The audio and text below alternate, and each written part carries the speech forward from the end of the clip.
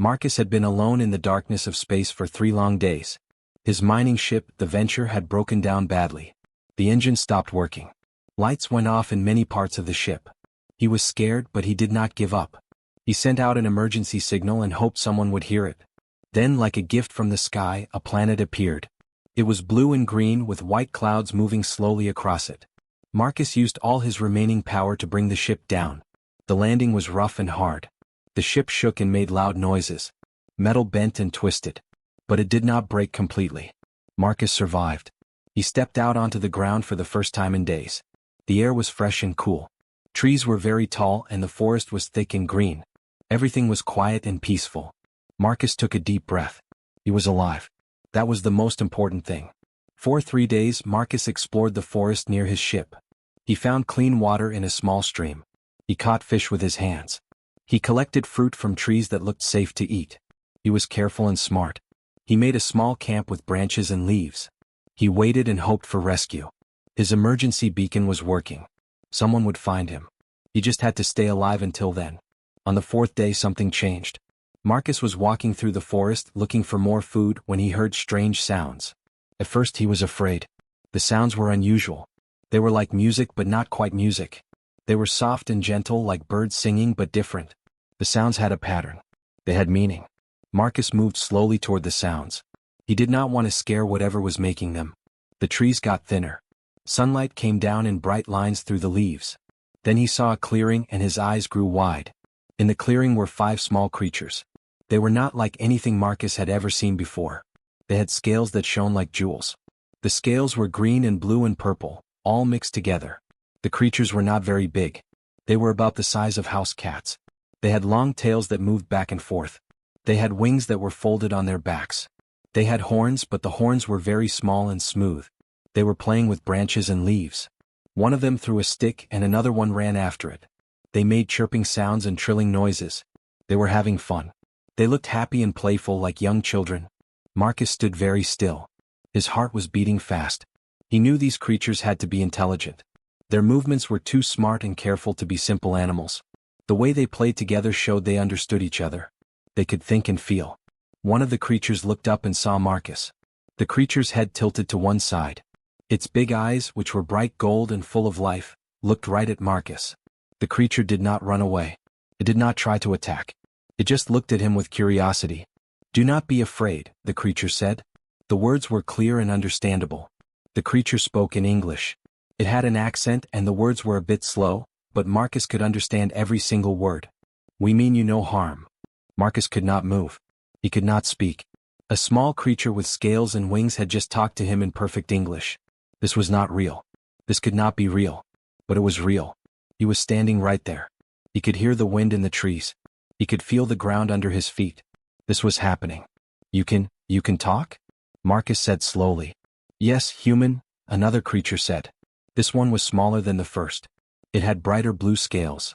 "We have studied your transmissions from space. We have learned your language. We understand human words." The 5 creatures came closer to Marcus. They did not move fast or in a scary way. They moved with care and slowness. They wanted Marcus to know they were friendly. Marcus sat down on the ground slowly. He was nervous, but he was also excited. This was the most amazing thing that had ever happened to him. The largest creature came right up to him. It was brave. It looked at Marcus's backpack. Then it asked, "We can eat your leftovers?" The question was so simple and so polite that Marcus almost laughed. The creature was hungry, but it was asking permission. It was being respectful and kind. This small dragon-like creature was more polite than many humans Marcus had known. "Of course," Marcus said. He opened his backpack and took out some of his food supplies. He had energy bars, dried fruit, and some nuts. He opened everything and put it on the ground between himself and the creatures. The 5 creatures gathered around and began eating. They made happy sounds. They chirped and trilled and hummed. They were pleased. They ate slowly and carefully and they seemed to enjoy every bite. After a while, they stopped eating and looked at Marcus with what seemed like gratitude in their eyes. As the sun went down and the sky turned orange and pink, the creatures lay down around Marcus. They curled up against him for warmth. They were soft and warm. Their scales were smooth. They made gentle purring sounds. Marcus put his hand on the largest creature's back and felt its heartbeat. It was strong and steady. Marcus realized something important in that moment. He had not died in space. He had not died in the crash. He had survived for a reason. He was meant to meet these creatures. He was meant to share his food with them. This was the beginning of something big and wonderful. He did not know what it would be, but he could feel it. As darkness fell on the forest, Marcus looked up at the stars above. Somewhere out there, his people were waiting for him. But right now, in this moment, he was exactly where he needed to be. Marcus woke up to the sound of chirping and the feeling of small warm bodies around him. The 5 creatures were still sleeping against him, their scales glinting in the early morning light. He did not move. He did not want to wake them. He just lay there thinking about everything that had happened. Had it been a dream? But no, the creatures were real. He could feel them. He could smell them. They smelled like fresh earth and warm stone. After about an hour, the creatures began to wake up. The smallest one, which had bright green scales, opened its eyes first. It looked at Marcus and made a happy chirping sound. The other 4 woke up quickly after that. They seemed excited. They moved around Marcus and made musical sounds. They seemed to want to play and move around. Marcus sat up slowly. He was stiff from sleeping on the hard ground, but he felt good. The creatures danced around him in circles. One of them, which had darker blue scales, came right up to his face and bumped its nose against his. It was friendly and playful. Marcus laughed. He had never felt so happy. For the next 2 weeks, Marcus lived with the young dragons. That is what he decided to call them because that is what they looked like. They looked like dragons from old stories. He learned their names by listening to the sounds they made. The largest one was called Ember. The one with bright blue scales was Spark. The one with mixed purple and green scales was Flame. The one that was a little bit smaller was Drift. The smallest one with the bright green scales was Ash. Every day Marcus and the dragons went exploring together. Ember and Spark taught him which plants were safe to eat. They showed him fruits that tasted sweet and leaves that could be cooked. Flame and Drift showed him where the best fish lived in the streams. Ash just followed Marcus everywhere and asked many questions about Earth and about humans. The dragons were very intelligent. They asked him about his home planet. They wanted to know about cities and cars and airplanes. They wanted to know about human families and human food and human music. Marcus told them everything he could remember. He sang them songs from Earth. The dragons loved the songs. They tried to copy the melodies, and when they sang, it was beautiful. Their voices were like musical instruments. One afternoon, 2 weeks after Marcus arrived, Ember came to him with a serious look on her face. The young dragon's scales seemed to glow a little bit darker than usual. Ember was nervous about something. Marcus could see it in the way she moved. "Marcus," Ember said slowly, "Mother comes soon. She comes today. We want you to meet her. She is very important. Very, very important." Marcus felt nervous. "How important?" he asked. "She is our mother," Spark said. "She is the leader of all dragons here. She is old and very wise. She is powerful. And strong," Flame added.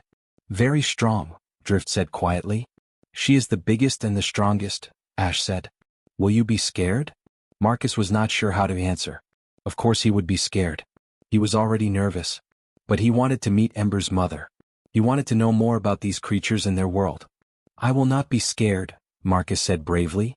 "I want to meet her. When will she come?" "Soon," Ember said. "Very soon. Please do not run away." That evening the ground began to move. At first Marcus thought it was an earthquake. The earth shook and trees swayed. But then he realized it was not random shaking. The vibrations had a pattern. Something very big was walking toward them. Something very, very big. The 5 young dragons ran toward the sound, chirping with excitement. Marcus stood still. His heart was beating very fast. He could hear the sound getting closer and closer. Trees started to bend and break. Bushes were pushed down. Then Marcus saw her. The mother dragon was enormous. She was bigger than anything Marcus had ever seen. She was much, much bigger than the young dragons. She was as long as a school bus. Her scales were gold and red, and they shone like they were on fire. Her wings were folded on her back, but they were so big that they blocked out some of the light from the sky. Her eyes were burning like fire, but they were not angry. They were intelligent and thoughtful. When the mother dragon moved, the ground shook. When she breathed, the air moved like wind. When she opened her mouth, Marcus could see teeth as long as his hand. But she did not look angry. She looked curious. The 5 young dragons ran around the mother dragon, chirping and singing. They jumped up and down. The mother dragon lowered her head and gently touched each one of them with her long nose. She loved them. That was clear. Then the mother dragon turned her head and looked at Marcus. He could not move. He could not speak. Those burning eyes were looking right at him. He felt very small. He felt like he might disappear. The mother dragon walked toward him slowly. Each step made the ground shake. Marcus wanted to run, but his legs would not move. He stood there, frozen, as the biggest creature he had ever seen came closer and closer. Finally, the mother dragon stopped. Her head was right in front of Marcus. Her face was as big as a car. Her eyes were as big as dinner plates.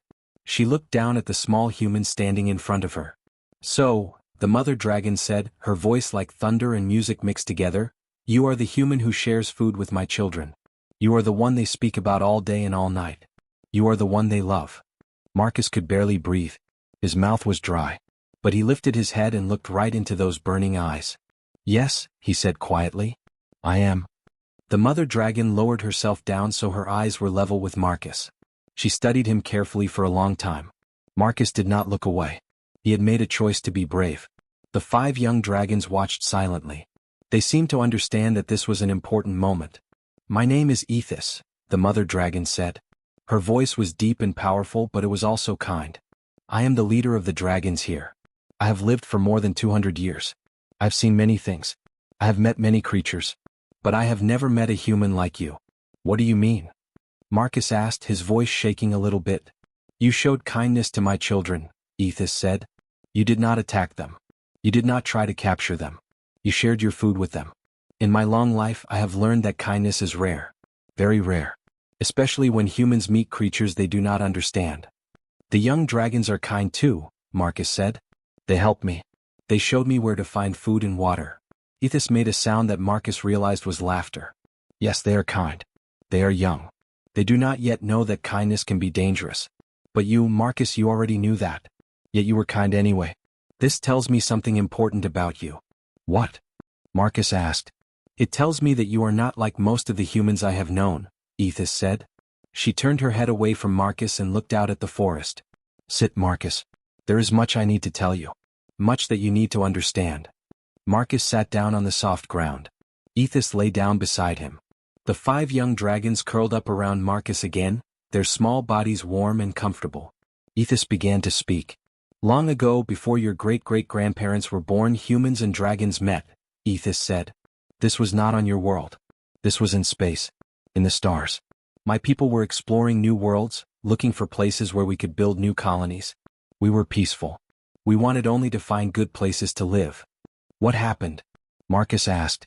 "Humans found us," Ethis said quietly. "You were exploring too. But you were afraid of us. You did not understand us. You thought we were a threat. So you attacked. You shot weapons at us. You tried to kill us." Marcus felt sad hearing this. "I am sorry. I did not know." "You do not need to be sorry," Ethis said. "You were not there. You did not pull the triggers. But it happened. Many dragons died. Many humans died. After that day we decided something. We decided that it was too dangerous to meet humans. We decided to hide. To stay away. To watch from far away but never to make contact." "But you studied our language," Marcus said. "You learned about us." "Yes," Ethis said. "We watched. We listened to your radio signals. We watched your television shows. We learned your languages. We wanted to understand you better. We wanted to know if humans could ever change. Could humans ever learn to be peaceful? Could humans ever learn to see other creatures as friends instead of enemies?" "And what did you learn?" Marcus asked. Ethis was quiet for a long time. "We learned that humans are complicated. Some humans are violent and aggressive. Some humans want war and power. But some humans are different. Some humans are kind. Some humans are curious about learning instead of fighting. Some humans want peace. We were not sure if you were ready to meet us as equals. We were not sure if you would accept us or attack us. But you did not attack me," Marcus said. "Even though I am human. Even though you could have." "No," Ethis agreed. "Because my children told me about you. They told me that you shared your food. They told me that you were kind and gentle. They told me that you listened to them and learned from them. They told me that you were different from the humans I feared. So I came to see for myself." "And now?" Marcus asked nervously. "What do you think now?" Ethis turned her great head and looked directly at Marcus. "Now I think that perhaps the time has come. Perhaps your people are ready. Perhaps you can grow beyond fear and violence. But I cannot be sure. I am just one dragon. I lead my colony, but there are other colonies far away. Other dragons who remember the old war. Other dragons who still fear humans. What can I do? Marcus asked. You can help us, Ethos said. Your ship is broken, but I can repair it. We have technology that is very advanced. We can fix your ship and make it better than it was before. We can give you something that humans have never had. We can give you proof that intelligent alien life exists. We can give you knowledge. But most important, you can be a bridge. A bridge? Marcus asked. Yes, Ethos said. A bridge between our two worlds. You will go back to your people and tell them about us. You will tell them that we are peaceful. You will tell them that we want friendship, not war. You will tell them that we have technology and knowledge to share. And they will listen to you because you will have proof. You will have me and my children as proof. Will they believe me? Marcus asked, worried. Some will, Ethos said. Some will be afraid at first. But eventually they will believe. Because what we offer is too good to ignore. What we offer is hope. It is the chance for humanity to join a greater community of intelligent creatures. It is the chance to grow beyond your small world and explore the stars with friends instead of enemies. The 5 young dragons made happy chirping sounds. They seemed to understand what Ethos was saying. Marcus looked at them, then back at Ethos. I will do it, Marcus said. I will be your bridge. Ethos made a sound like thunder and music. It was the sound of joy. The morning after Marcus agreed to be a bridge between two worlds, Ethos led him to a place he had never seen before. It was hidden deep in the forest, behind a mountain of rocks. When they moved the rocks away, Marcus saw an entrance. Inside the mountain there was a cave. But this was not an ordinary cave. The inside of the mountain was filled with lights and machines. There were smooth walls that glowed with soft blue light. There were screens showing information that Marcus could not understand. There were devices and tools everywhere. It looked like a laboratory from the future. It looked like something from a dream. Welcome to our library, Ethos said. This is where we keep our knowledge. This is where we store everything we have learned in 10,000 years. Marcus walked slowly through the cave, looking at everything with wonder. He saw pictures of stars and planets. He saw mathematical equations written on walls. He saw maps of entire galaxies. He saw pictures of dragons from long ago and dragons from more recent times. He saw dragons building cities. He saw dragons exploring space in ships that looked like nothing humans had ever created. This is incredible, Marcus said quietly. How is all of this here? We have been here for a very long time, Ethos said. Much longer than humans have been exploring space. We built this place to keep our knowledge safe. To make sure that nothing we learned would ever be lost. Ethos walked over to a large crystal that was glowing with golden light. She touched it with her long claw, and suddenly, images appeared in the air all around them. Marcus saw dragons creating tools. He saw dragons discovering fire. He saw dragons learning to fly. He saw dragons building their first cities. He saw dragons reaching space. He saw dragons traveling between stars. This is 10,000 years of history, Ethos said. 10,000 years of learning and discovery. We have learned medicine. We have learned how to build things that fly faster than light. We have learned how to grow food in places where nothing grows. We have learned how to heal sickness. We have learned how to build cities that float in the sky. Why are you showing me this? Marcus asked. Because you are going to take this knowledge back to your people, Ethos said. We are going to give you a crystal like this one. It will hold all of our knowledge. It will hold our science, our history, our medicine, our technology. Your people can learn from it. Your people can grow. Your people can become greater than they are now. Marcus felt the weight of this responsibility. They might be afraid of the technology. They might think it is a weapon. That is possible, Ethos said. That is why you must explain carefully. You must tell them that we give this gift in peace. You must tell them that we want partnership. We want to work together, not against each other. For the next 2 days, Ethos and the other dragons worked on Marcus's ship. They used tools that Marcus did not understand. They worked on parts of the ship that Marcus did not even know existed. They installed new engines. They installed new communication systems. They installed new navigation tools. When they were finished, the ship looked almost the same on the outside, but inside it was completely different. It was much more powerful. It was much faster. It could travel farther than before. On the morning Marcus was ready to leave, Ethos gave him a small, smooth crystal. It was about the size of his hand. It glowed with warm golden light. When Marcus held it, he could feel energy flowing through it. This crystal contains 10,000 years of knowledge, Ethos said. It contains everything my people have learned. Everything we have discovered. Everything we have built. Guard it carefully. It is precious. It is also dangerous because with great knowledge comes great responsibility. I understand, Marcus said. Ethos led Marcus to a large clearing. All the dragons of the colony had gathered there. There were dragons of all sizes. There were old dragons and young dragons. They all stood silently watching Marcus. The 5 young dragons, Ember, Spark, Flame, Drift, and Ash, stood closest to him. Come, Ethos said. There is a ceremony we must perform. The dragons formed a large circle around Marcus. Ethos stood in front of him and placed her massive claw on his shoulder gently. Marcus, Ethos said, speaking loudly so all the dragons could hear, you have shown us kindness. You have shown us that humans can be good and wise. Today we make you an ambassador of our people. You carry our hope. You carry our wishes for peace. You carry our knowledge. When you return to your world, you are no longer just Marcus. You are Marcus, ambassador of the Dragon Collective. You speak for all of us. All the dragons made a sound together. It was not a roar. It was a sound like singing. It was the most beautiful sound Marcus had ever heard. It echoed through the forest and seemed to shake the very air around him.